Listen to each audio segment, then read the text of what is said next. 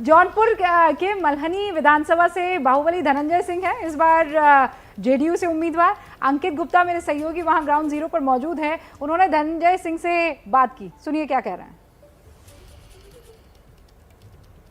धनंजय जी, आपकी पहचान बाहुबली नेता के तौर पर होती है और आप चुनाव मैदान में इससे पहले सांसद भी रहे हैं, 2 बार विधायक भी रहे हैं। इस बार जेडीयू के चुनाव निशान पर क्या उम्मीदें हैं? उम्मीदें तो बहुत अच्छी हैं, जनता का बहुत स्नेह मिला है। अब बाकी तो आज लोग मतदान करने जा रहे हैं, बस यही आपके माध्यम से अपील करूंगा, सब लोग जाके शांतिपूर्ण तरीके से अधिक मतदान करें और रिजल्ट तो 10 तारीख को आपको देखने को मिलेगा। पिछले 2 विधानसभा चुनावों में भी आप लोग जो है, आप और आपका परिवार जो है चुनाव लड़ा, लेकिन इस सीट पर जीत हासिल नहीं हो पाई। मानते हैं कि इस बार समीकरण कुछ बदलेंगे? ऐसा है, पिछले 3 चुनाव से समाजवादी पार्टी का कुनबा भी नहीं जीत रहा, हार रहे हैं लोग। ये कोई सवाल नहीं होता लोकतंत्र में, हार जीत चल। कांग्रेस खत्म हो रही थी, नेता अपोजिशन भी नहीं बना पाए वो, तो इसका मतलब कांग्रेस खत्म हो गई। ये सब राजनीति में अप्स एंड डाउन्स चलते रहते हैं। अभय जी, इस वाले फेज में बाहुबल भी साफ तौर पर दिख रहा है, चाहे वो मुख्तार अंसारी के बेटे हों, भतीजे हों, खुद धनंजय सिंह। अब ये जीत के चौके छक्के लगाते हैं या कुछ और मामला होता है, वो तो 10 तारीख को पता लगेगा। लेकिन आपको ये कितनी इंटरेस्टिंग फाइट लग रही है आखिरी चरण की अगर बात करूं तो? देखिए, बाहुबली होना चुनाव में जीत की गारंटी नहीं है, उससे थोड़ी बहुत कुछ मदद मिलती है, लेकिन चुनाव, बहुत से बाहुबली चुनाव हार जाते हैं और कभी कभी बाहुबली बहुत बुरी तरीके से चुनाव हारते हैं। क्योंकि अगर सीट दर सीट चुनाव हो रहा है कि हर सीट को उसकी स्थानीय परिस्थितियों के मुताबिक ही चुनाव हो रहा है, तब तो बाहुबलियों का दांव कुछ मजबूत होता है।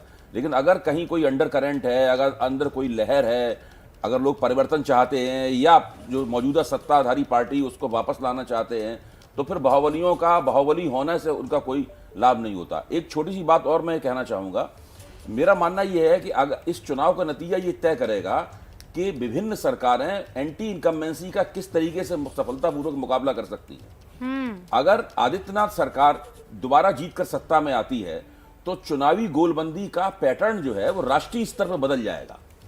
फिर ये होगा कि लोग राहत बांटेंगे और प्रदेश का विकास करें ना करें, सामाजिक गठजोड़ का ध्यान रखें ना रखें, उन लोगों में राहत बांटेंगे। जैसे 54,000 करोड़ रुपए खर्च करके उत्तर प्रदेश में फ्री राशन बंटवाया गया है चुनाव जीतने के लिए। उस योजना के बारे में हम सब लोगों को पता है कि वो किस तरीके से भारतीय जनता पार्टी ने लागू की है, तो पूरा तरीका ही बदल जाएगा उसका और जो जीती हुई सरकारों को हराना नामुमकिन हो जाएगा। ये बात महत्वपूर्ण इसलिए है सर, क्योंकि लाभार्थी एक नई कौम निकल कर आ गई, एक नई कास्ट है वो, मतलब उसमें ऊंच नीच, मर्द औरत वो सब किनारे हो गया, और इसीलिए ये चुनाव बहुत दिलचस्प हो जाते हैं। जी हाँ, बिल्कुल। और आपने अपनी जीत के लगातार सभी दावे कर रहे हैं। इसके पहले कांग्रेस के उम्मीदवार को सुना, अब आपको हम बीजेपी के उम्मीदवार की बातें सुनाते हैं। हालांकि योगी सरकार में मंत्री नीलकंठ तिवारी वाराणसी दक्षिण से उम्मीदवार हैं, उन्होंने दावा किया है कि एक बार यूपी में फिर से बीजेपी की सरकार बनने जा रही है। और क्या कहा है ये सुनवाते हैं आपको।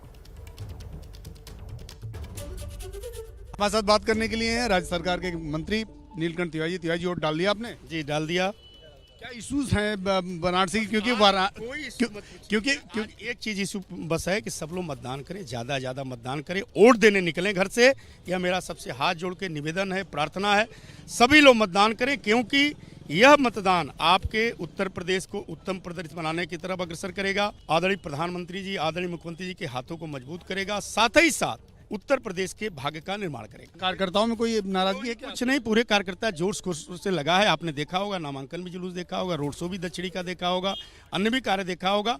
अद्भुत शक्ति के साथ हमारा भारतीय जनता पार्टी अनुशासित संगठन है। यहाँ पर कोई पंचायत, कोई विषय नहीं होता है, यहाँ कोई किसी भी प्रकार का कोई विवाद नहीं होता है। आप निश्चिंत रहें।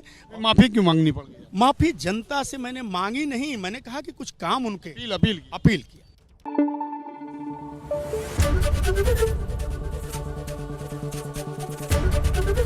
एबीपी न्यूज आपको रखे आगे।